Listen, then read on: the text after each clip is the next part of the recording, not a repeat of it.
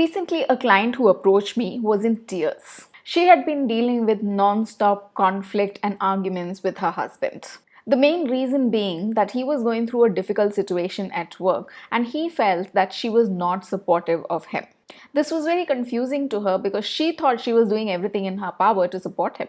Apparently, what was transpiring was that every time he spoke to her about the issues at work, she would give him advice that was intended to help him. But surprisingly, rather than being thankful or appreciative of the advice that she gave and trying to implement some of the things that she said, he would be upset and annoyed with her. Now, this left her feeling really very helpless. And it seemed like their relationship was going into a downward spiral.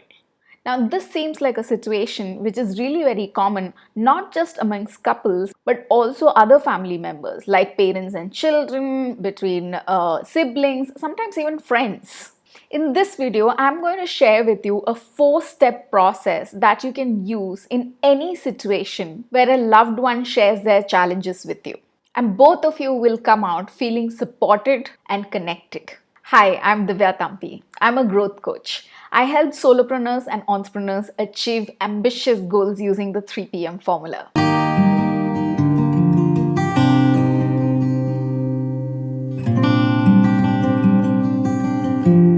So let's look at what has been going wrong in this particular situation and what is it that you can do in a similar situation. When a loved one complains to you, remember that they want to be heard and understood. And on your part, you want to reduce their suffering as soon as you can. And you genuinely try to help them by offering those solutions that come to your mind. However, the experience of the person is different to your intention.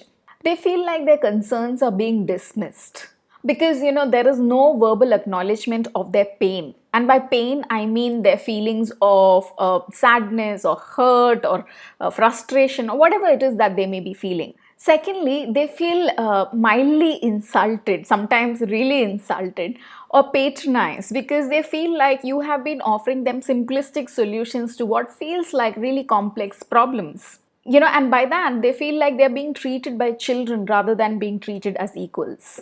For example, in this case, whenever the husband said things like the boss was being very difficult and work was very, very stressful, the wife would say things like, don't worry, don't take what the boss says to heart and keep focusing on your work. And the husband would get very upset. He felt like his frustrations were not being understood and that his feelings were being dismissed altogether. His point was, if it was so easy not to be impacted by what the boss was saying, then he wouldn't have been impacted by it in the first place, which is a fair point. So what do you do in such a situation? So here's a 4-step process called LEAD, L-E-A-D, that you can use to deal with such a situation. The first step is listening. Listen deeply to what the person is saying. Most of us have a tendency to listen halfway to what the person is saying and make assumptions about what they need. And to add to that, we get busy thinking about the possible solutions to what their needs are, even before we have fully heard what they are trying to tell us. So when you listen, don't just listen or don't just hear the words that are being said to you. What you need to listen to is to the feelings behind those words. What are the emotional needs that the person has? For example, when you listen to, are they feeling hurt? Are they feeling betrayed? Are they feeling angry? Are they feeling anxious? So when you identify the feelings that they may be experiencing behind the words that they are saying, you will have a deeper understanding of the experience that they are going through at that point of time. When people feel like they are being really listened to, they feel cared for. The second step is to empathize. Offer them understanding. Remember that the main reason for a person to share their difficulties with you is so that they can feel validated. So when you deeply listen and then you respond in a way that makes them feel like they are being understood, it immediately makes them feel better. For example, you could say things like, it sounds to me like that must be really frustrating. Or you could say something like, that sounds really hard. Or you could even ask them how this whole situation makes them feel. It is empathy which allows us to feel connected to other people. The third step is to ask. There are three different types of asking that we're talking about here.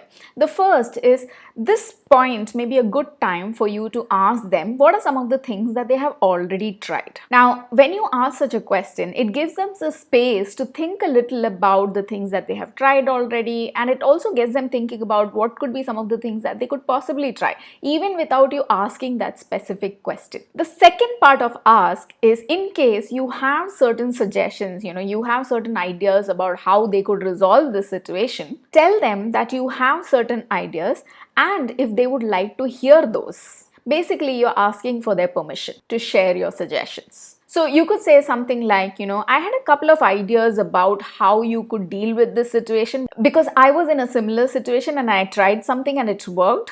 If you're okay, I'd like to share those with you. Or would you be okay if I shared those with you? So basically, you take permission before you give your suggestions to them. The third type of asking is when you actually ask them as to what is it that they'd like to do about the situation. Or even ask them a question like, is there any way that I can help you? And that's the third step. And the fourth step is discussion. Based on their response to your questions, share your suggestions or help them come up with their own ideas or just be with them. So this is a simple 4-step process. So you may not find it very easy to apply all the parts of it immediately perfectly the first time that you try it, and that's absolutely fine.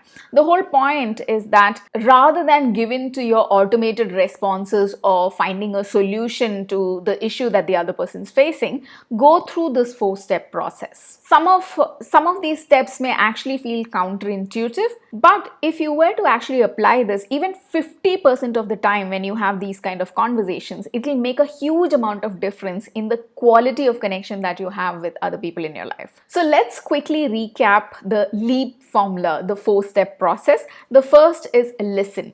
Listen deeply, not just to the words, but also to the feelings of the person. The second is empathize. Offer them understanding. Let them know that you can see their pain. Third is ask. Rather than just offering your suggestions, check with them if they'd like to hear your suggestion, or ask them if they need your help, and definitely ask if there's anything that they have already tried or thought of. The fourth, based on their response, discuss the suggestions that you have or let them speak the thoughts that they have about the situation. If you like this video, make sure that you click on the like button and subscribe so that you get notified every time I come with a new video. Thank you so much for watching. I'll see you again next time.